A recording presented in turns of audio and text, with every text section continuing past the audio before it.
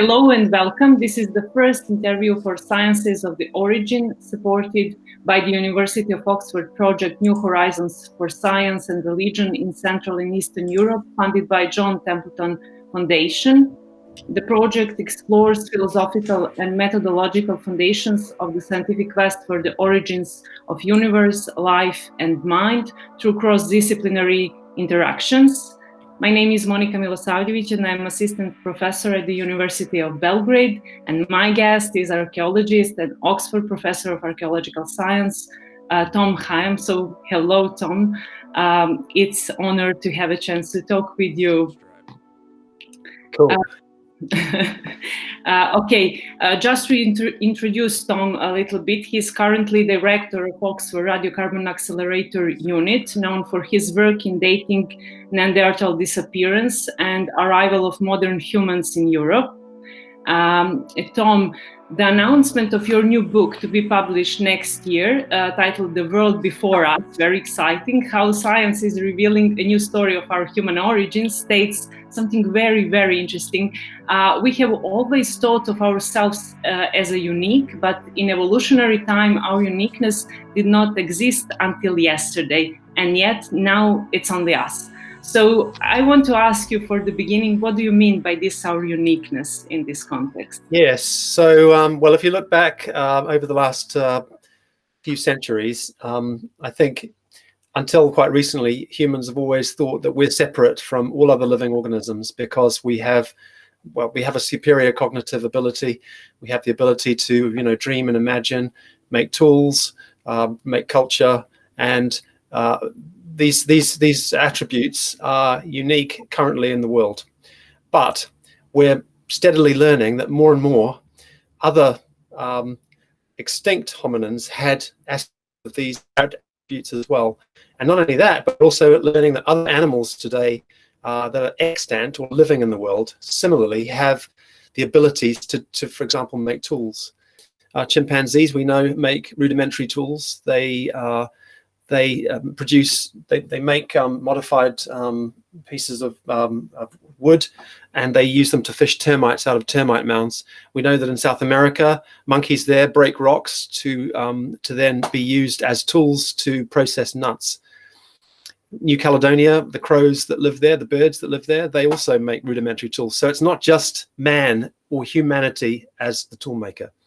So my field is in human evolution, and when we look back in time, we have assumed a degree of specialness about ourselves as well. We've assumed that we are rather unique and superior to all other previous forms of hominins. Increasingly, though, work has shown that that's, again, not the case. So a lot of work has been undertaken in the last 20 to 30 years regarding the archaeology of Neanderthals, for example. And we know that now that Neanderthals, rather than far from being the dumb brutes that they've always been thought of, actually were complex cognitively and rather like us, had the ability to make complex tools, to decorate themselves with jewelry and other symbolic, what we call symbolic artifacts and aspects of symbolic behavior were part of their day-to-day way of life. And day by day, it seems that we know more and more about that Neanderthals were quite similar to early modern humans in terms of what they were doing, how they were hunting, the technologies they were making, the jewelry that they were wearing. And so rather than having a model that we are this separate, unique group, archaeology is telling us that actually that's not true, and that the real situation is a lot more complex than that. And I think now that rather than us looking at ourselves as coming out of Africa and then basically taking over the world and making extinct all of the other hominins that we know of now, I think that there was a lot more overlap in terms of time, a lot more interaction culturally. We know that there was genetic exchange. And so we have to look again carefully at how it was that we became the only group that is currently, the only group of humans that is currently in the world today. Whereas, 50,000 years ago, there were at least 5, perhaps even more. That's a great point to make. So I like that's very. I think that's very important to see a world that is not anthropocentric, as Yes. we thought earlier about that. But this project has specific aims to discuss and explore methodological foundations of sciences of origins. So you are an expert in that regard. So could you give us a brief rundown of how C-14 dating revolutionized archaeology when it happened? So, well, before 1950, as archaeologists, in order to measure time, we had no scientific way of doing that. We had to use comparative methods called relative dating. And the way that this works is that you find a pot in location A, and in location B, you find a similar type of pot, and you say, these are probably of a similar age. And we call this relative dating. And so when you find a series of these different types of pots in one place, you can create a relative sequence so that the earliest ones are this form and the latest ones are this form. And thereby you can build up a relative framework of ages. Now, this age framework traditionally was tied to the Egyptian chronology, where we had historical dates. We knew the dates of the pharaohs from inscriptions. And so this relative framework was stretched right across the Eastern Mediterranean into eastern parts of Europe, and as far as these pottery typologies extended. So this was the way before 1950 that everything was dated with respect to these chronologies. Now, in 1949, some researchers at the University of Chicago, led by Willard Libby, developed a method of measuring radioactive time using the carbon-14 isotope. And this isotope is radioactive, but it's not dangerously highly radioactive. It's very low-level radioactivity. And Libby succeeded in working out the half-life of radiocarbon. That means the amount of time it takes for half of that radioisotope to decay back to its parent isotope. So it's possible using this method to measure how much radioactive carbon there is in something that was once alive, and using the half-life, calculate how much time has elapsed back to that point. Willard Libby showed that the half-life of radiocarbon was just over 5,500 years. So if you took a sample and you found that it had half the amount of radiocarbon that is present today, that would mean that that material would be 5,500 years old. And if it had a quarter of the amount, that would mean it's 10,000, almost 11,000 years old. So we can use this method to date anything back to about 50,000 years ago. It has to be material that was once alive, bones, charcoal, the remains from archaeological sites of shells, anything once living and found on an archaeological site can be dated.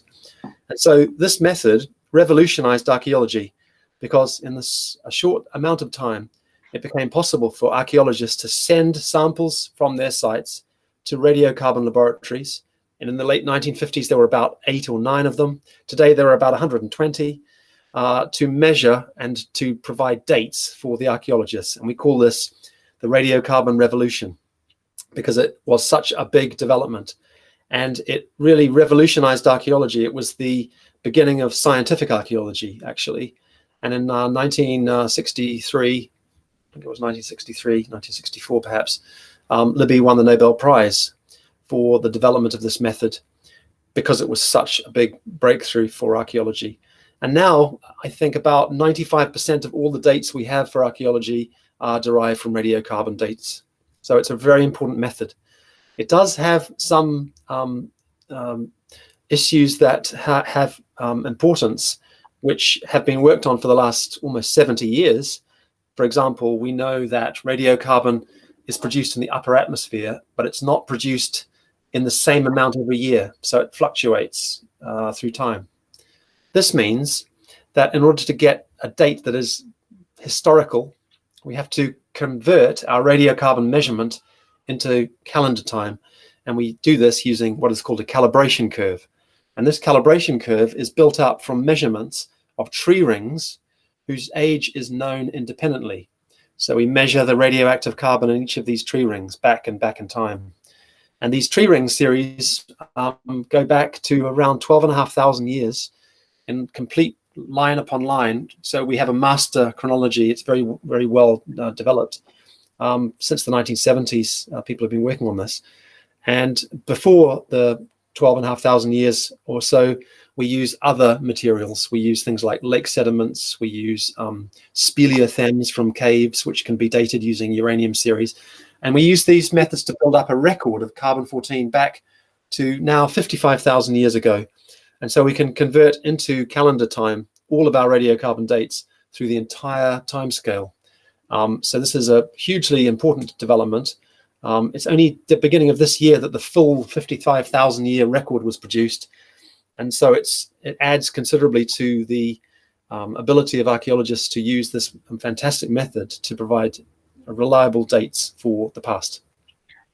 As Christian Christiansen said, we are living in third scientific revolution in archaeology, and that's really extremely exciting. So maybe you want to say something about new developments in area of C-14 dating, if you want. So one of the big areas that we are excited about is what we call compound-specific dating. And compound-specific dating refers to the extraction of molecules that are specific to the sample that you want to date. So instead of, for example, taking a charcoal or taking a sample of bone and extracting the collagen protein and just trying to clean the collagen up, which is usually, it often usually does give us a reliable measurement, but in some cases it doesn't because of contamination. Contaminating forms of carbon come into the collagen, and they are particularly difficult to remove sometimes. And so using a compound-specific approach, what we do is we take the collagen, which is composed of multiple amino acids, and we separate all of those single amino acids from one another, and we extract just one for dating. And that amino acid that we extract is called hydroxyproline. It's about 12% of all of the carbon in the collagen. And by extracting just this, we extract a molecule which is specific, to all intents and purposes, to that bone, to that mammalian or human collagen. And so we remove all of the contamination from the bone, only taking hydroxyproline, which we know 99.9% of the time only comes from that mammalian collagen. And so using this method, we're able to produce dates that are free of any contaminating carbon. Similar approaches have been used for dating potsherds, for example, pottery. So people in the past used pots to cook in, and sometimes they heated milk products in there, or meat. They cooked meat, and the remains of those proteins and those fatty acids and all the other components of what was cooked in there have sometimes been left in the fabric of the pot. And so if we take a piece of that pottery and we try and extract some of those lipids and some of those fatty acids from the fabric, we're able to identify what type of fatty acids they are, and to work out whether they come from milk proteins or if they come from fats from animals, and which type of animal, by measuring the isotopes of those extracted compound-specific fractions. We're also now able to date them. And so this, again, gives us the ability to actually directly date the food products from those types of pots. So there are just two examples of what we call compound-specific radiocarbon analysis, which is really exciting future way of dating material from the archaeological past that removes any kind of contamination. And we can also date very, very small things now. We can date things that are micrograms in size. In the old days, we needed grams of material. We needed, a handful of charcoal. 20 grams of charcoal sometimes would be needed. If you want to imagine a bone, imagine your thigh bone, your femur. We need about half of that in the olden days for a date. Now we need tiny amounts. We need the samples the size of half of a grain of rice. We can date tiny single lentils. We can date a single hair off someone's head. We can date things the size of small rice grains. And so using new particle accelerators and carbon dioxide coming from those samples, it's possible for us to date things that are 0.5 milligram to even 1/4 milligram in carbon in size. So we can date really tiny things, some things that you can hardly see them. So this has led to a real excitement amongst archaeologists who are trying to find better ways of reconstructing the past, the ancient past. And also that's very important for saving samples for the future. Maybe that's not obvious for general public, but that's very important. So they, in future, people can compare our results and theirs. Absolutely. And I mean, radiocarbon is a destructive method. There's no doubt about that. And, you know, where we can reduce material and reduce the use of destructive methods, it's always for the best. There are other techniques. I mean, I won't go into all of them, but some of them involve even less destruction than radiocarbon. For example, using what we call laser ablation mass spectrometry, we can date teeth using trapped charge methods like electron spin resonance dating, in which we can fire a laser at the surface of a tooth and produce results from tooth enamel, and you can't actually see the samples that have been taken unless you use a microscope. So it's really exciting to be working at this time because of the technological developments that are happening and the way in which we can improve the measurements that we make. So I would also like to ask you why the systematic C-14 dating of old evidence, new evidence, is important for the quest of presence of humans, because you are very known for redating of some old evidence. So can you explain that a little bit? Archaeology really is predicated upon a reliable chronology. Time is crucial. Without proper understanding of time, it's very difficult to compare different locations and the cultural sequences of different locations. So dating is really important. And unfortunately, there are periods in the past where we have quite a challenge in dating.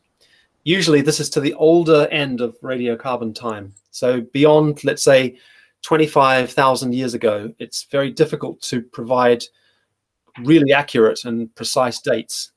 And this is because of the fact that the amount of radiocarbon that is left after the decay has occurred is a few % of what it is at the modern time. So, for example, if you're looking at a bone that dates to 30,000 years ago, you're looking at about 3% of the amount of radiocarbon that we have today. And if you go back to 40,000 years ago, you've got about 0.7%. So much, much smaller amounts. And so if there's any contamination or carbon that's coming from another place in the archaeological site into that bone or that piece of charcoal, then it means that the date will be unreliable. If, for example, we have a date, if we have a sample of 50,000-year-old bone, for example, and it's contaminated with 1% modern carbon, so carbon from the modern period, that will produce a date that's 14,000 years too young. 14,000 years too young is a huge error, and only 1% of the carbon. Now, unfortunately, because of this, many dates that were obtained in the last 50 years, it turns out, are too young. They have underestimated their age. So what I've been working on for the last 20 years is to try and work on redating some of these important sites and important bones and so on, using more reliable methods of cleaning the carbon before dating it. And one of the methods that we used in the early 2000s was a technique called ultrafiltration. And this is a method that we use to clean the collagen before we date it. And we showed we get much more reliable dates if we use this method than if we don't use it. Often the dates that were obtained in the 1990s and early 2000s were surprisingly young. And when we redated them using ultrafiltration, they became quite a bit older, sometimes more than 10,000 years older. And this shows that the original dates were contaminated. In more recent years, we've developed even better techniques. Using the compound-specific approach, we are able to remove all contamination, not just some. And using these methods, again, we've been able to show that some sites are not reliably dated at all. So gradually, we've been redating some of the important human fossil remains from the last part of the period when modern humans met Neanderthals.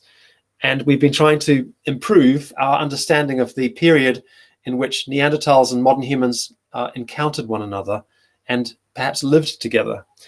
I originally thought that the redating would be important, but not as important as it would later turn out to be.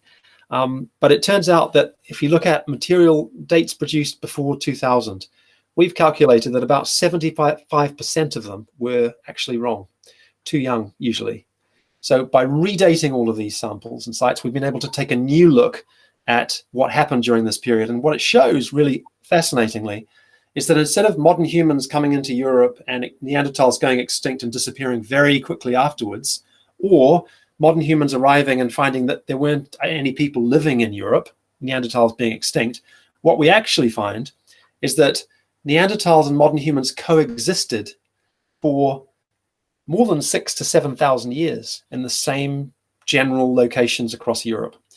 We don't think that Neanderthals and modern humans were living side by side, but they were definitely occupying different parts of Europe from about 46,000 years ago to about 39,000 years ago. And only after 39 to 40,000 years ago do Neanderthals finally disappear, and it's only modern humans left. So all of this new information is derived from very careful redating using the best scientific methods to get reliable dates. Yeah, I like, because it started as a technical question and now it really opens perspective broad. Yes. So that reminds me to ask some philosophical question also, because this is philosophical project, although we are archaeologists. So could we see more in archaeological terms if we incorporated the analysis of other animals, archaic humans, other hominins? So why that perspective of others is very important for us? Okay, so yes, that's a very interesting question, and it's one that not just archaeologists have puzzled over, but people have written books about, fiction books have been written about this. And I think it's because we're obsessed with the other. We look at them and we want to understand how they compare with us. We want to calibrate our understanding of ourselves with respect to them. It's almost like we're looking in a mirror, but we don't quite know what we're looking at. Are we looking at someone who's similar to us, the same as us, or different? Most of the time, we've looked in the mirror and we've seen ourselves and we haven't seen these other people. We've looked at Neanderthals and we've seen them as being very less capable than us.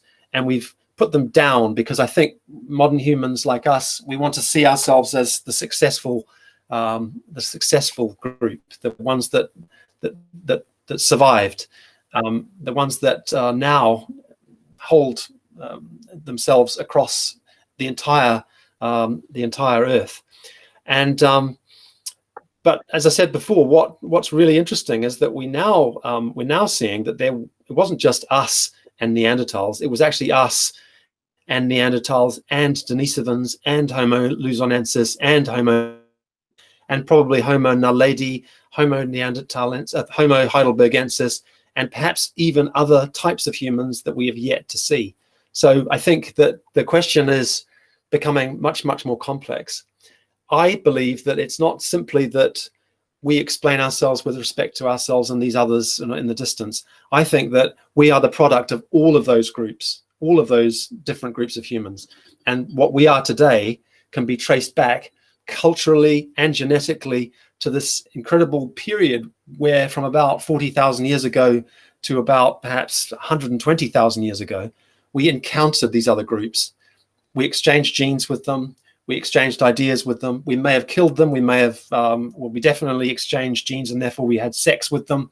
But we are the product of an extremely complex, long and evolved history. So I think that our perception of ourselves is changing extremely much.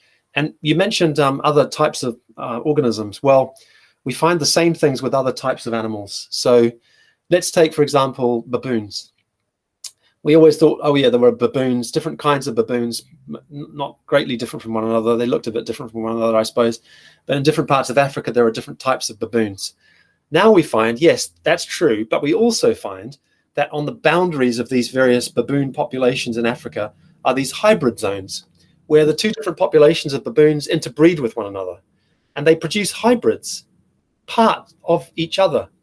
And so we also find evidence for populations of baboons, which we call ghost populations, that gave interbred with some of the living populations, and that gave them DNA as well. So we see a huge amount of complexity in baboons, and they radiate in Africa at about 2 million years ago, about the same date as the human gene, the genus Homo does.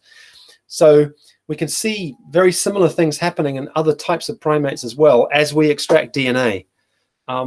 So I guess, yeah, it's a situation that is rapidly changing, but one in which we are seeing that it's not just us, it's more of the sum of us, of a sum of parts of different groups of hominins that once lived on the earth. And we just happen to be, by luck, I think, more than anything, the only ones that are here. Yeah, I like that approach of mixing and merging. That's very great, and it reflects, I think, also some political statements, because I see sort of post-colonial theory. Also, I would like to ask you about biases in archaeology. We discussed it a little bit, but this is one of the main aims of this project is to discuss problems, biases, selection effects, and we discussed a little bit about evidence and importance of evidence and how to be cautious with evidence. So, so what would you say that are the key biases in archaeology when analyzing early humans? When I look back on, when I first started becoming involved in looking at human evolution, we had a very different perspective of what happened in the past. So our interpretation was very tree-like. We had branches like a tree coming out, and we had species evolving from one into the other. And we had a rather linear picture, and we were constantly looking for this mythical missing link that never quite appeared, and when it did, we had to find another missing link. And the missing link concept is, obviously a problematic one. Now, of course, it's through, I think, mostly through the power of ancient genetics. We now know that whenever different human groups who we used to view as separate human species, the classic example being Neanderthals and modern humans, whenever these groups meet, pretty much it seems that they interbreed with one another. And this came as a massive shock in 2010 when it was first discovered. Before that, me and lots of other colleagues, we thought that we were separate from one another and that we couldn't interbreed. We assumed that we were separate, and we may have met each other, but it wasn't for very long. We certainly never interbred with one another. And when, for example, the first mitochondrial DNA work began to be published, it showed no evidence for any interbreeding. So for several years, we all thought modern humans and Neanderthals probably never even met each other, let alone interbred with one another. But as the science has progressed, we now see that that was completely wrong. And that was a function of perhaps our bias, that these people were others. They weren't like us. How could we possibly interbreed with them? They were a different species to us. It just did not kind of compute. I'm guilty of it. I, like many others, thought, no, it didn't happen. But actually, we now know that it did happen, and we also know that we should have expected it to be likely to have happened, because it turns out that in the mitochondrial DNA, there's a small section of the DNA, this as a hypervariable region, which almost acts as a measure of how easily different species can interbreed with one another. And so what colleagues here have done recently is that they've looked at this hypervariable region, and they've looked at examples where species can interbreed with one another successfully and have offspring, and others which can interbreed with one another and have sterile offspring, and other cases where they can interbreed and not have any offspring at all. And they've managed to show that with humans, we should have expected this to be the case. We should have expected modern humans and Neanderthals to have easily interbred with one another. And of course, we now know that this was the case. So it's the same with our biases with respect to other areas of archaeology too. We always thought, oh, you know, modern humans spread across the world and they can do all these amazing things, and they were the only ones to use watercraft, and, you know, aren't we so clever? Look, we colonized all the islands in Southeast Asia. And pretty much whenever we found, you know, bones or archaeological evidence in these places, we sort of assumed it was modern humans. Again, new excavations, ancient DNA in particular, but physical anthropology as well, has shown that no, we were wrong again. It wasn't simply, you know, Neanderthals and us. It was much more complicated than that, and there were multiple different forms and different types of humans living on islands and living in continents. The Denisovans is a classic example. You know, we only discovered Denisovans in 2010. Now we know that this was a huge population, much bigger than Neanderthals, and they inhabited most of the eastern parts of Asia. They also lived in islands in Southeast Asia, Papua New Guinea, Melanesia. There could have been up to 3 different genetically separated populations of Denisovans out there. This is what the latest DNA is telling us. So again, you know, we were somewhat unprepared for this, because I don't think we really appreciated the possibilities, because there was very little in the way of evidence. So to me, this tells me that I have to be cautious with what I say, because for all I know, there could be a lot more surprises. There could be a lot more hominin surprises out there. And I think it's likely that we'll find more species and more different types of humans. And again, this raises more questions. I mean, how do we define species? How do we define these groups? Are we all Homo sapiens? Is a Neanderthal Homo sapien like us and like a Denisovan? Because we could interbreed with each other. We could have offspring that then went on to have offspring themselves. The species definition is complicated. It needs to perhaps be changed. So now we talk in terms of, you know, different groups of humans, perhaps, not different species of humans. We're still working our way through these issues at the moment. I think it's still important to know about Neanderthals, because physically they were different from us. They did look different to us. It wasn't that we were identical, no, but not by any means. So I think these species designations are still useful, but we're becoming more aware that it's not a straightforward situation. So I think those are the lessons for me about biases, and just being cautious not to assume too much, and always assume that there are some big surprises out there. That's why we like science, I suppose, in archaeology. Yeah. And I would say we need more evidential reasoning in archaeology. Yeah. So to be open-minded and stay like that. And also, it's good to ask how do unintentional, accidental elements of the past, such as parasites or, for example, hunting of insects or any companion species, help to change our view of the past? Well, I think that there are several very good examples of this, and how our comparison work with other types of animals and other types of species sheds a lot of light on archaeology. I mean, there are many examples of what we call human commensals, for example, species that travel with humans. We know, for example, when we left Africa, we know that we carried with us various species of parasite and bacteria that themselves went through the same processes of bottlenecking that we did, and lost genetic diversity. And so, for example, you look at Helicobacter pylori, the stomach parasite. If you plot the genetic affinities and the DNA of these of this bacterium, you find the same shape of the tree that you do with modern humans in terms of genetic diversity. More diversity in Africa, less diversity in the Americas, and so on.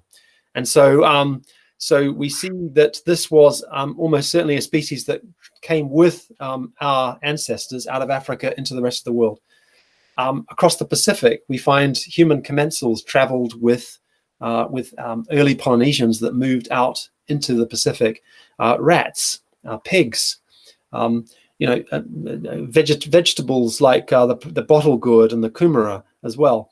And these give us the same ability to track the movement as is the case with humans. So human commensals and the movement of different types of animals offer a very important insight into the archaeological past. And as well as that, we also see, again, this ability for animals to exchange DNA with one another, to take advantage of selection processes that give them a benefit. And it's the same with us. So we see, for example, with modern people living in Tibet, the reason that they are able to live at altitude is that they have a very specific section of DNA on their gene called EPAS1, which they have derived from Denisovans. So the Denisovan DNA comes directly into the ancestors of Tibetans. Not only that, the same gene also comes into animals that live on the Tibetan plateau at high altitude, like Tibetan mastiffs and yaks. And these animals, in the same way that we did, that our ancestors did, interbred with animals that were living there and took advantage of the DNA that had been selected for in those species to speed up their own evolutionary adaptation to those environments. When modern humans went through New Guinea, the islands of Papua New Guinea, they found people already living there, Denisovans, that they interbred with. And those Denisovans had been living there for tens of thousands of years, all probability, and they had developed resistance to local tropical diseases that the ancestors of people who live in modern-day Australia and modern-day Papua New Guinea, modern human ancestors, benefited from. So humans can tell us a lot, but animals that live with humans and animals that adapt to those types of environments where humans are moving through can also tell us a great deal. And they usually tell us the same general story about the selection processes and the way that genes that have been adapted for by groups can be taken and used by other groups coming into those new environments. So I think it's a very important and very exciting area of future research. Yeah, so that's great when we have a chance in archaeology to study culture and nature in the same time based on different epistemologies. Yes. So, yes. And to compare those perspectives. So maybe it's good to apply that same general story to human antiquity of Americas. Yeah. Maybe that's good to say something about new evidence there. That's right. So over the last few years, we've been working in the Americas and applying similar methods that we have developed in terms of looking at improved chronologies and radiocarbon dating, and also working with other colleagues in the field of archaeology and ancient DNA specialists looking at sediment DNA, which is a really exciting new area. The fact that you can take dirt and extract DNA from it is phenomenal. Fantastic. A great opportunity for us to learn more about the past. So yes, we've been working in the Americas at a number of key sites. In the state of Zacatecas in Mexico, some archaeologists have been working at a cave site called Chiquihuite Cave for the last 8 or 9 years. And they've excavated some very early archaeological material that we've been working on the dating of. And surprisingly, well, it shows us that humans may have entered the Americas much earlier than we thought before, up to more than 30,000 years ago. Now, for those of you that don't know too much about the historical, the prehistoric sequence of the Americas, most people, until quite recently really, felt that the first people in the Americas were the so-called Clovis people. And these were big game hunters that entered the North American continent. It was thought, once the ice sheets had melted over the northern part of North America, they had entered through an ice-free corridor that opened up between two major ice sheets. And it was these people that had made all of the big megafauna, mammoths and big cats and so on, about 26 different genera, made them extinct. And this Clovis first model was popular for many years, but it was overturned in the 1990s by some new archaeological excavations that took place in Chile in the south of America and the site of Monteverde, where controversially, at least at the beginning, archaeologists found evidence for humans present there at around 14,500 years ago, about 1,000 to 2,000 years ago, earlier than the Clovis first model had held. And it was much later when archaeologists accepted that controversial site as being reliable and robust. And so since then, we've known that the Clovis first model is actually false and that people were there earlier. The question has been how much earlier. So we now know that most of the archaeological sites that have been excavated up to this point show a huge population increase at around 14,500 to 14,700 years ago. And this correlates with the Clovis group. But there is also pre-Clovis archaeology, as I just said. And this falls into the period before that. So let's say about 15 to 20,000 years ago. We have about 10 to 15 sites, I guess now, which show this pre-Clovis cultures that lived in North and South America. The Chiquihuite cave, therefore, is much earlier than that. And it shows that humans must have been in the Americas before what is called the last glacial maximum, which is the coldest part of the last 100,000 years, when ice covered the largest extent in the northern parts of the northern hemisphere.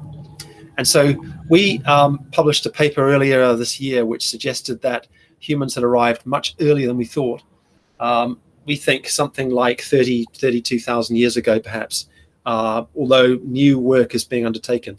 And what's really exciting about this was that there's a range of stone tools that have been excavated, and also sediment DNA was extracted from the archaeological site. And what we're really hoping now is to be able to extract human DNA from the archaeological sediment, because that would really demonstrate completely that we're looking at a new group of people that came into the Americas at a very early date. It's so early that it could potentially be, a non-modern human group such as Denisovans, but that's speculation. We just don't know yet. But what it has shown is that there is a great need now to look at early archaeological sediments and archaeological sites right across the Americas to see whether we can find any more evidence. And that's important because, a lot of times archaeologists, again, coming back to your previous question, they assume that they've reached the bottom of an archaeological site. Before, they would excavate down and find Clovis, and they think that's the earliest, but we won't dig any deeper. In Flores, when Homo floresiensis was discovered, Homo floresiensis was discovered around 6 meters below the surface of that cave. And that led to other archaeologists digging deeper to see if they could find other archaeological material. And that's how we found Homo luzonensis in the Philippines. So the same thing has to happen in the Americas. We need to dig below the levels that we assume to be the earliest now and find out whether or not there's anything below that could be earlier. That's what happened at Chiquihuite Cave.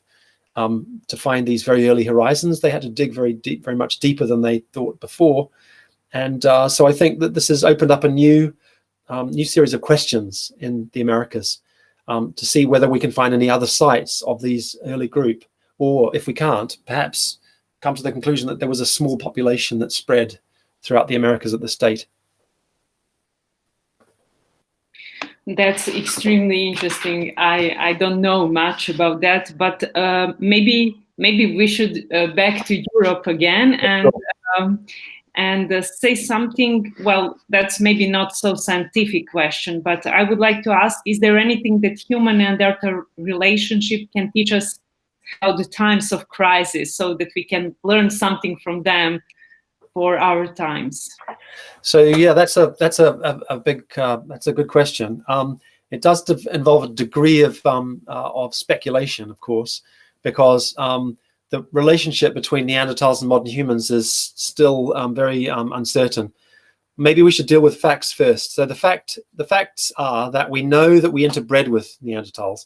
We have evidence in Europe that we interbred with them on perhaps at least 2 occasions, once in Romania, and another time in more into the east, into Siberia.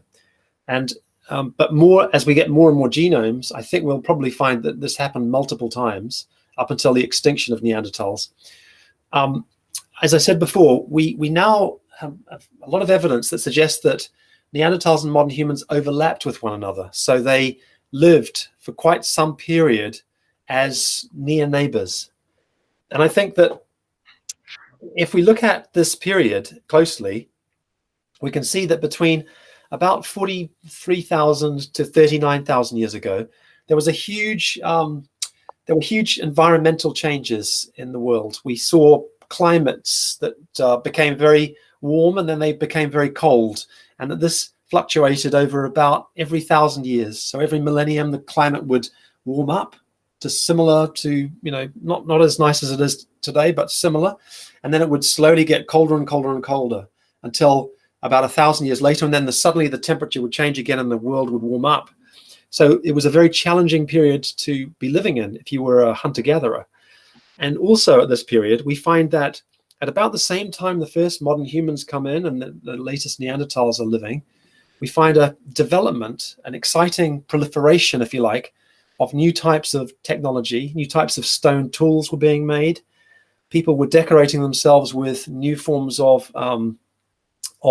jewelry, which we call symbolic, because, you know, they had they were carving very rich forms of jewelry from things like shells and from mammoth tusks, mammoth ivory, from animal teeth, carnivores, sharp big animals like bears and hyenas and so on. Sometimes they were carving teeth from humans to make necklaces and pendants from.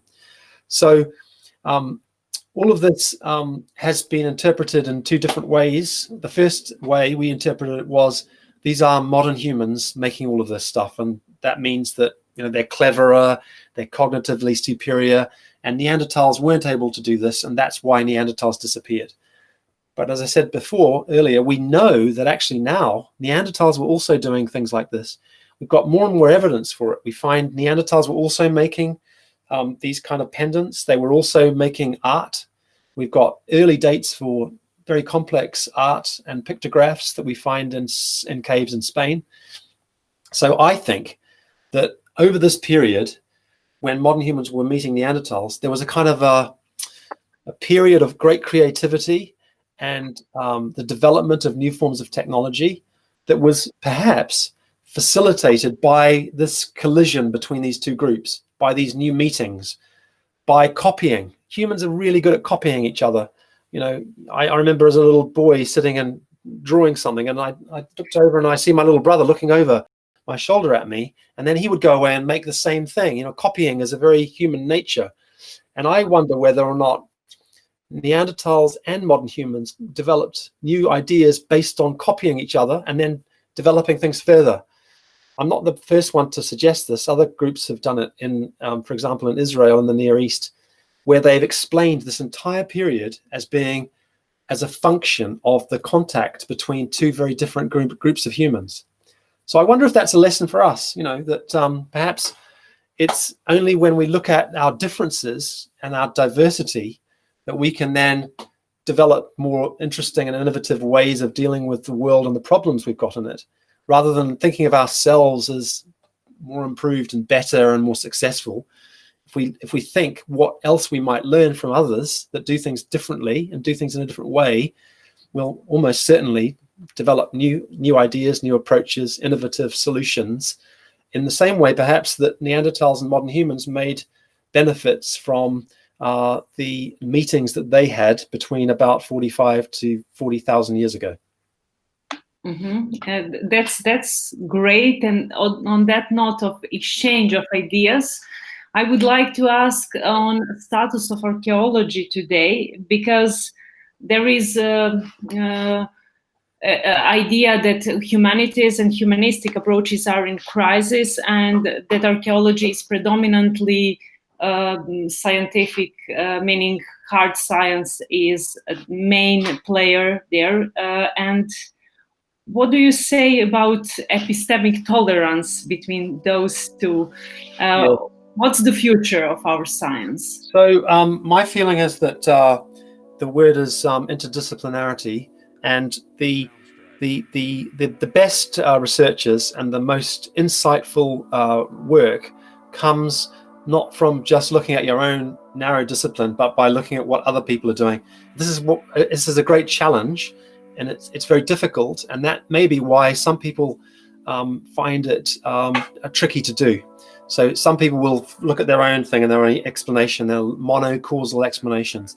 But it's clear to me, and archaeology is a great example, that we have to tackle disciplines that aren't familiar to us in order to get the full picture. As an archaeological scientist, I hugely appreciate, because this is my original degree that I was trained in, the archaeological context of what we work in. Without the context, without knowing what the relationship is between the material that we study to the site and to the sites that we look at in regions and countries and areas, we can never interpret our data properly. We need to work together as closely as we possibly can in large teams to really truly place our results from our own research into proper context. And so for example, me, I have to at least understand and be able to communicate with colleagues in different disciplines who are working in genetics, who are working in computerized tomography and scanning, who are working in organic residue analysis, who are looking at landscape archaeology, looking at the sites and the distribution of sites across landscapes, the excavators, the people working on the site, people looking at pollen, people looking at dating science, people building models to explain the past. All of these different groups all contribute important data that we have to process in order to understand the real picture. So yes, it's a big epistemological challenge, because we're in a golden age at the moment of archaeology, where all these new techniques and new technologies are available to us. And if we don't engage and if we don't understand the limitations of those methods, then we're going to find it very, very difficult to understand what the true past was. And we need to assess facts. We need to assess the results of some people's work. And in order to do that, we have to meet halfway and communicate with one another to really understand the basic conclusions that other groups have reached. I think it's really exciting, but it's also really challenging at the moment. So thank you for saying that, because that's a really important point, and that was my last question here. Yeah. So thank you, Tom, for being here. It has been a really eye-opener, and I think we have really great points here on interdisciplinarity. So to all of you out there who are interested and would like to know more about the project Sciences of the Origin, make sure to follow us on Twitter, subscribe to our YouTube channel, and visit our website listed below. So thank you, Tom, again. Thank you very much. Thanks.